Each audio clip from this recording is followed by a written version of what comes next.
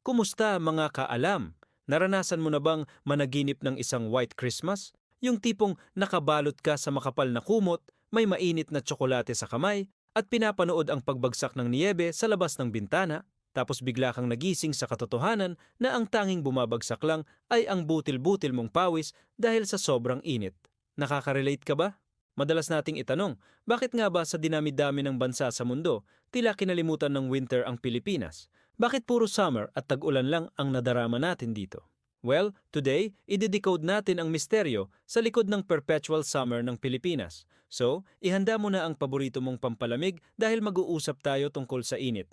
Ang sikreto, mga kaalam, ay nakasalalay sa isang salita, heograpiya. Isipin mo ang mundo bilang isang malaking bola na umiikot. Sa gitna ng bolang ito, may isang invisible na linya na tinatawag nating equator. At guess what? Ang Pilipinas ay sobrang lapit sa equator na ito. Itong lokasyon na ito ang game changer sa klima natin. Ang mga lugar na malapit sa equator tulad ng Pilipinas ay direktang tinatamaan ng sikat ng araw sa buong taon. Isipin mo na lang na ikaw ang paboritong target ng araw, palagi kang nasa spotlight.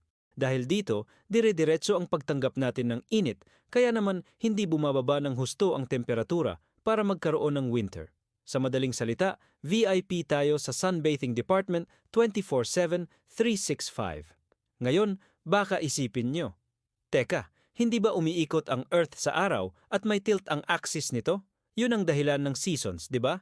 Tama ka diyan. Ang Earth ay may axial tilt na humigit kumulang 23.5 degrees. Itong pagkakatagilid na ito ang dahilan kung bakit may 4 na seasons, spring, summer, autumn at winter, ang mga bansang nasa malayo sa equator tulad ng sa North America, Europe at ibang bahagi ng Asia. Kapag ang isang hemisphere ay nakatagilid palapit sa araw, summer sila. Kapag nakatagilid palayo, winter naman. Pero dahil nga nasa malapit tayo sa equator, halos hindi natin ramdam ang epekto ng tilt na ito. Para tayong nasa gitna ng isang seesaw, hindi tayo gaanong tumataas o bumababa. Ang pagbabago sa angle ng sikat ng araw na natatanggap natin ay minimal lang, kaya ang temperatura natin ay nananatiling medyo stable at mainit sa buong taon. Kaya habang sila ay naghahanda ng winter coats, tayo ay nag-iisip kung anong flavor ng ice cream ang bibilhin. So, kung hindi winter, ano ang seasons natin? Sa Pilipinas, dalawa lang ang ating pangunahing panahon, ang tag-init o dry season at ang tag-ulan o wet season. Ang mga panahong ito ay hindi kontrolado ng temperatura, kundi ng hangin at ulan, partikular na ng tinatawag nating monsoon. May dalawang uri ng monsoon na bumibisita sa atin.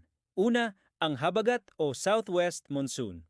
Dumarating ito kadalasan mula Mayo hanggang Oktubre at nagdadala ito ng mainit at basang hangin galing sa karagatan. Ito ang dahilan ng malalakas na pag-ulan at mga bagyo sa panahong ito. Kaya ito yung panahon na laging may payong sabag at expert na tayo sa pag-calculate kung aabutin ba ng baha yung lugar natin. Pagkatapos ng habagat, papasok naman ang amihan o northeast monsoon. Nagsisimula ito kadalasan mula Nobyembre hanggang unang bahagi ng taon. Ang amihan ay nagdadala ng malamig at tuyong hangin mula sa Siberia at China. Ito yung winter ng Pilipinas kung saan medyo lumalamig ang panahon. Ito yung panahon na masarap magkape sa umaga at magsuot ng jacket, pero huwag kang umasa na magne-negative degrees ha. Hanggang doon na lang yung lamig natin. So, ang ating seasons ay basically a cycle of sobrang init and mainit na may kasamang ulan.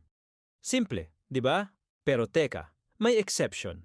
Alam nyo ba na may mga lugar sa Pilipinas kung saan pwede kang makaranas ng mas malamig na klima? Ito ay dahil sa konsepto ng altitude o taas ng lugar. Ang rule of thumb ay, the higher you go, the cooler it gets.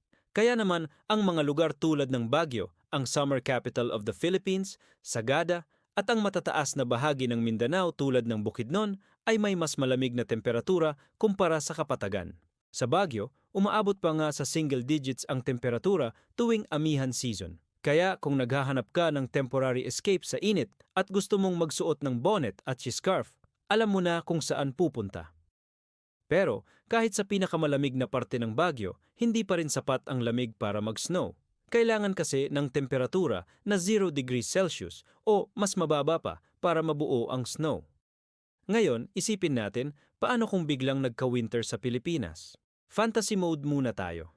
Siguro, ang unang magiging problema ay ang ating mga bahay. Hindi sila dinisenyo para sa lamig.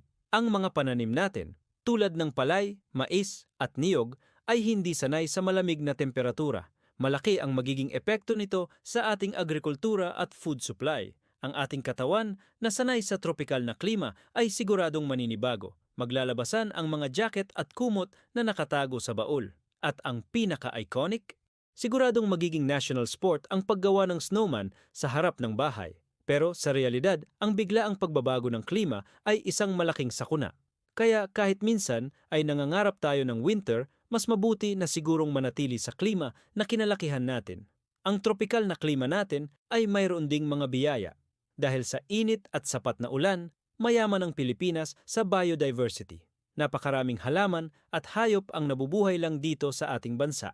Ang ating magagandang beaches na sikat sa buong mundo ay resulta rin ng ating mainit na panahon. Pwede tayong mag-swimming kahit anong buwan ng taon. Ang ating agrikultura ay buong taon din, hindi tulad sa mga bansang may winter kung saan kailangan nilang huminto sa pagtatanim. At higit sa lahat, ang init ng panahon ay sumasalamin sa init ng pagtanggap ng mga Pilipino. Sabi nga nila, ang ating pagiging palakaibigan at masayahin ay baka dala na rin ng sikat ng araw. So, sa susunod na magreklamo ka dahil sa init, alalahanin mo na lang ang science sa likod nito. Ang ating lokasyon, malapit sa equator, ang minimal na epekto ng axial tilt at ang ating monsoon system ang mga dahilan kung bakit tayo ay isang tropical paradise. Walang winter, pero meron tayong walang katapusang summer vibes, magagandang tanawin at isang klimang sumusuporta sa mayamang kalikasan. Kaya, sa halip na malungkot dahil walang snow, bakit hindi natin i-embrace ang ating pagiging isang tropical nation? Maghalo-halo na lang tayo. Salamat sa panonood mga kaalam. Sana ay may natutunan kayo ngayon kung bakit walang winter sa Pilipinas. Kung nagustuhan nyo ang video na ito, huwag kalimutang mag-like, mag-share at mag-subscribe sa aming channel. I-click mo na rin yung notification bell para updated ka sa mga susunod pa nating scientific adventures. May tanong ka ba o suggestion para sa next topic natin? I-comment mo lang sa ibaba. Hanggang sa muli, manatiling mausisa